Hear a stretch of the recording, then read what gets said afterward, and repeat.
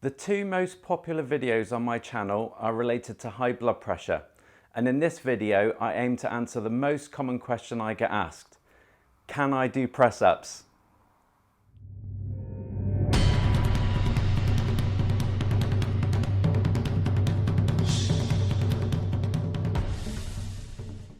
Hi everyone, and welcome to Exercise for Health. I'm Richard, and today I'm going to weigh up the risk versus benefit if you suffer with high blood pressure or hypertension for 10 of the most popular exercises.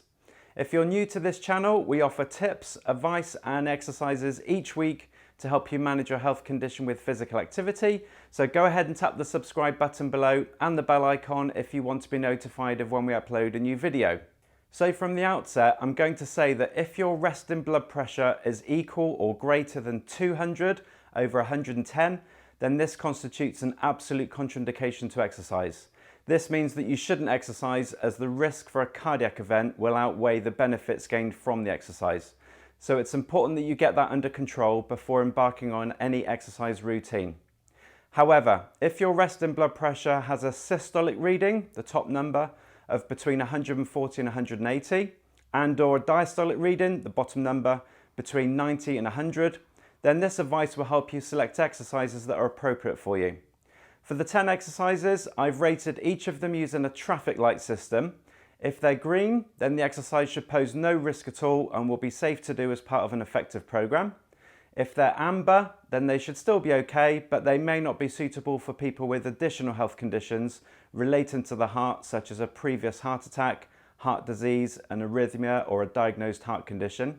If they're red, then I'm not saying you can't do them, but you would be heavily advised to consider other options to reduce the risk while maintaining the benefit. At the end of the video, I'll give you a few other tips on training methods to help your blood pressure in the long term, so stick around for that as well. Right, let's take a look at the 10 exercises. Let's start with cardio exercise. Obviously, walking is absolutely fine and always highly recommended for any health condition, but most cardio or aerobic based exercise is also suitable for people with hypertension. Whether it's running, cycling, rowing, or using a cross trainer in a gym, these are all given the green light and should be safe for most people. Burpees are given an amber light because of the nature of the movement can cause fluctuations in blood returning to the heart during the transition between the standing and lying positions. Just take care when doing these, and they wouldn't be advised for people with other associated heart conditions. Squats are a great functional exercise and are given the green light and are encouraged in a program for people with hypertension. Even with holding a bit of extra weight, such as a barbell or core bag, they will be fine for most people. Just note that if you're attempting a 1 rep max lift, this will force the blood pressure up very high, so that wouldn't be recommended. Deadlifts, again like with squats, are a great functional movement. However, this one gets the amber light because of the torso body angle when lifting the weight off the ground, which can cause sudden changes in blood pressure, particularly to the head. So you may feel dizzy with these, especially if you're on a blood pressure medication. In addition, some people like to lift very heavy with the deadlift, which obviously increases blood pressure. So if you're managing around 10 reps in your set, then this will be fine for most people, but may not be suitable for people with additional heart-related conditions. Lunges are another movement pattern that can help with everyday activities, and this one also gets the green light. Just ensure that you keep the torso upright while performing the movement, and hold any weights if necessary to the side of the body rather than taking them overhead. Step-ups again are another great way to exercise the legs and the heart, so they get the green light. In the same way as lunges, if you're adding additional weights, keep them to the side of your body while stepping up and down. Pull-ups add a little bit more risk, so they get a red light. This is because the movement involves the arms being above the head while working them. Similar to using a lat pull-down machine in a gym or pushing weights up above the head like a shoulder press movement, the increase in resistance to muscle perfusion, this is the blood being pushed into the working muscles, due to elevated intramuscular pressure reducing arterial blood flow, and then the subsequent pressure directed back to the heart assisted by gravity, greatly increases the blood pressure and the risk of triggering heart arrhythmias. Instead, opt for a horizontal pull-in action such as a seated row to work the same muscle groups whilst reducing these risks. Again, I'm not saying you can't do it, and I know lots of people that have continued to do this exercise while on medication for blood pressure and haven't had any issues. I'm just making you aware of the reasons behind the guidance so you can make an individual decision. A push-up is the exercise I get asked about the most, and I can say that this one gets the green light. There are lots of variations for pressing your body up against gravity, and I've done 9 versions in one of my shorts videos. A version that would add a bit more risk is when your feet are placed higher than your heart, as this would increase what's known as the venous return. This is the blood rushing back to the heart, adding pressure on it to work extra hard. But in most versions, this exercise is good to go.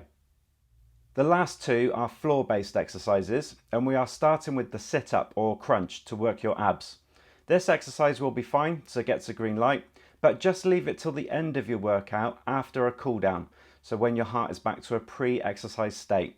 This should be the protocol followed for any floor-based exercise that's targeting a small muscle group and not aerobic in nature, which will then limit the amount of blood rushing back to the heart whilst led down on the floor. The final exercise is a very popular and sometimes controversial exercise, and that's the plank.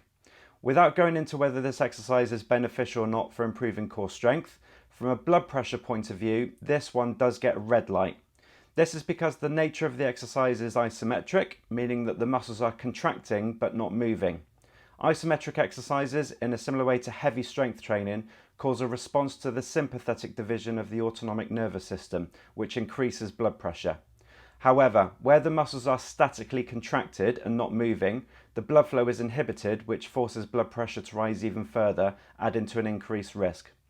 Doing short bursts of it may be okay, but lengthy holds for more than 1 minute are discouraged, even after a cool down, and it will be better to perform slow movements for the core muscles, such as the bird dog, where positions are only held for a few seconds at a time.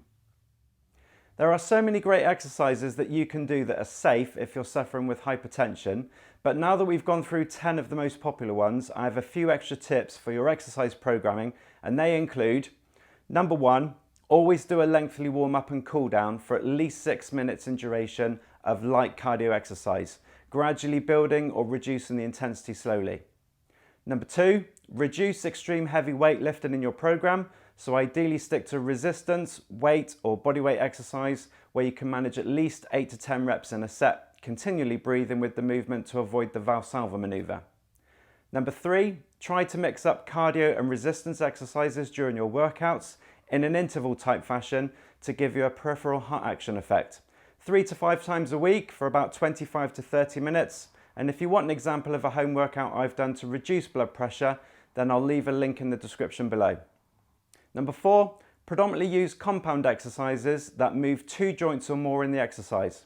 If you choose to do isolated exercises, then ask yourself, can you add additional movement with it to work other muscles at the same time? For example, bicep curls while performing a step up. And number 5, don't feel that you have to push the intensity up to the max.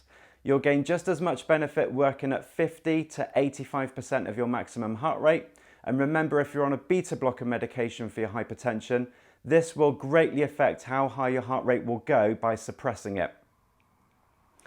As a precaution, if you do experience any severe or unusual headaches immediately after an intense exercise session, then you should seek medical advice straight away. Before we finish, note that I haven't said you must not do any of the exercises in today's video. Please take this as advice based on current guidance, but you can choose to still carry out any of the exercises, and everyone with hypertension will respond differently. You're all unique, and this is general advice for your information. So I hope you can take something away from this video today. If so, please give it a like by clicking the thumbs up button below, and share this video with friends to help this channel grow so more people can benefit from it. Thank you so much for watching, and remember to stay active, keep moving, and I'll see you next week. Thank you for watching. If you enjoyed this video today, please give it a thumbs up. You can also click here to subscribe to this channel or click here to watch a recent video. See you soon.